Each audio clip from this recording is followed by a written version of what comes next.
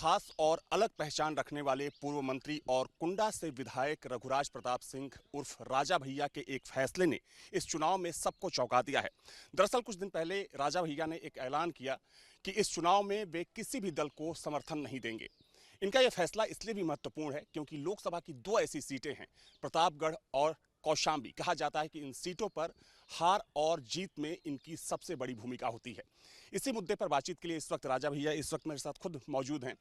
Sir, गठबंधन के इस दौर में पार्टियां या तो साथ होती हैं या फिर एक दूसरे के खिलाफ हो जाती हैं। आपका ये फैसला कि आप खिलाड़ी के तौर पर नहीं बल्कि इस चुनाव में रेफरी के तौर पर रहेंगे, क्या कोई खास रणनीति है इसके पीछे?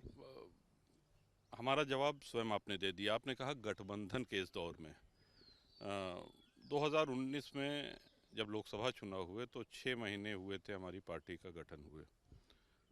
उसमें शैलेंद्र कुमार प्रत्याशी थे और कुंडा और बाबागंज विधानसभा में हम लोगों ने जीत हासिल करी। लोकसभा चुनाव की बात कर रहे हैं।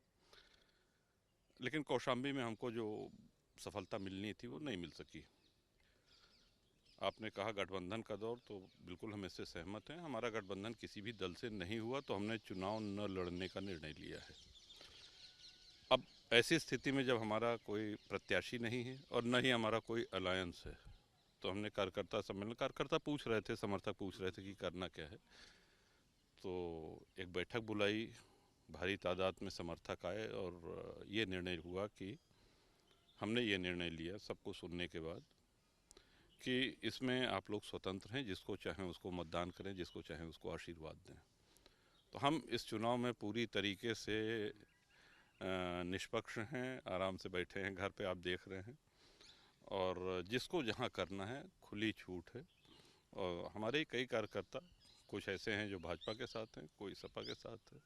लेकिन कहा जाता है कि आपके समर्थक आपसे पूछे बिना एक कदम भी आगे नहीं बढ़ाते हैं। बिल्कुल बिल्कुल, ये हमारा सौभाग्य है कि ऐसे निष्ठावान और ऐसे मजबूत समर्थक और कार्यकर्ता मिले हैं। उन्हीं के बल पे ये कीर्तिमान हासिल हुआ है कि हम 7 बार लगातार कुंडा से विधायक हैं। और बिना किसी गठबंधन के जनसत्ता दल आज उत्तर प्रदेश के विधानमंडल में 2 विधायक, 1 एमएलसी, तो कांग्रेस और 2 राष्ट्रीय दलों से बड़ा दल है। तो कार्यकर्ता तो ये हमारा पूर्व जन्म का कोई पुण्य रहा होगा कि ऐसे समर्पित और ऐसे सक्षम कार्यकर्ता मिले हैं। तो बिना पूछ के नहीं कर रहे हैं, हमने स्वयं कहा है कि आप लोग अपनी इच्छा से जहां चाहें मतदान करें। लेकिन एक चीज़ आपसे सर ये जानना चाहूँगा कि जब से योगी आदित्यनाथ मुख्यमंत्री बने, देखा गया कि कई मौक़ों पर आप प्रत्यक्ष रूप से या अप्रत्यक्ष रूप से बीजेपी के साथ खड़े दिखाई दिए। अमित शाह से आपकी मुलाकात बेंगलोर में हुई, तो इस बात के कयास लगाए जा रहे थे कि हो सकता है कि आप बीजेपी के साथ चले जाएं, सपोर्ट कर दें। लेकिन अचानक से ये फैसला, तो क्या इसको क्या माना जाए? हम द्विवार्षिक चुनाव होते हैं राज्यसभा के, विधान परिषद के, आप जानते हैं हर 2 साल पे होते हैं। तो माननीय मुख्यमंत्री जी ने और भाजपा के संगठन के बड़े लोगों ने, आज से 6-7 वर्ष पहले की बात है, 2018 की बात है, उन्होंने कहा कि आपका चाहिए वोट, चाहिए आपका समर्थन चाहिए।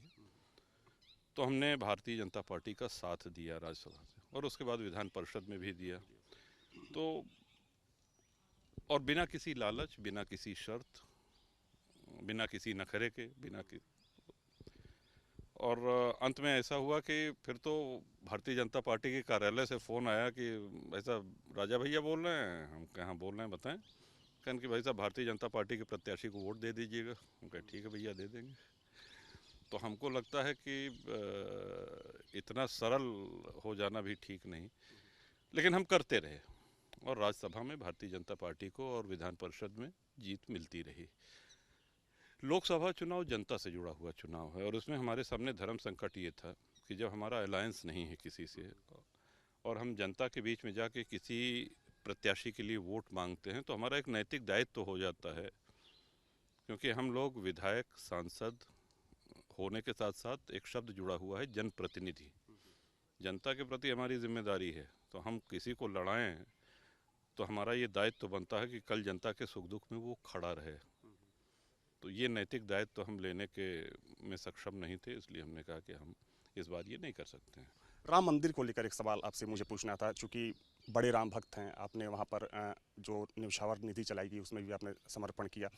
आपको लगता है कि ये फैक्टर काम कर रहा है, चूंकि बीजेपी इसको एक उपलब्धि के तौर पर लोगों के बीच में ले जा रही है, विपक्षी पार्टियां भी इस पर बयानबाजी कर रही हैं, आपको लगता है कि इससे बीजेपी को फायदा होने वाला है?